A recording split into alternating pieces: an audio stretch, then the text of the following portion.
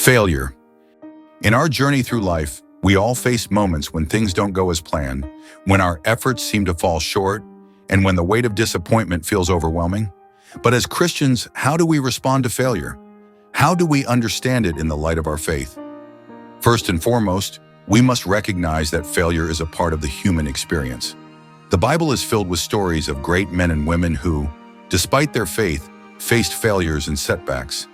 David, a man after God's own heart, fell into sin. Peter, the rock on which the church was built, denied Jesus 3 times. Yet their stories didn't end in failure. Their stories are testimonies of God's grace and redemption. We are not immune to failure, and we should not be ashamed when it happens.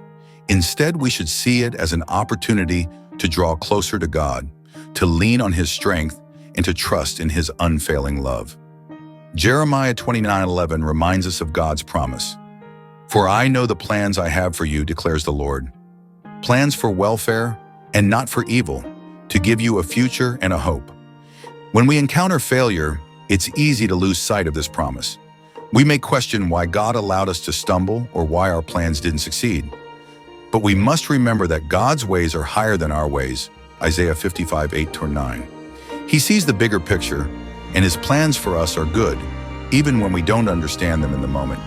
Sometimes failure is God's way of redirecting us, of molding our character, or of teaching us valuable lessons.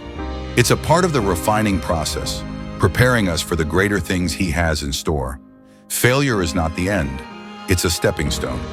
Proverbs 24:16 says, "For the righteous falls 7 times and rises again."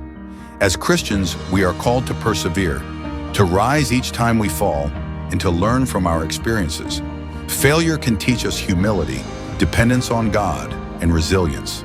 It can also strengthen our faith as we see God work in our lives, even in our weakest moments. As a church family, we must support one another in times of failure. Galatians 6:2 instructs us to bear one another's burdens and so fulfill the law of Christ. When we see a brother or sister struggling, let's be quick to offer encouragement, prayer, and practical help. Let's remind each other that our worth is not in our successes, but in our identity as children of God. Finally, let us remember that failure is not final.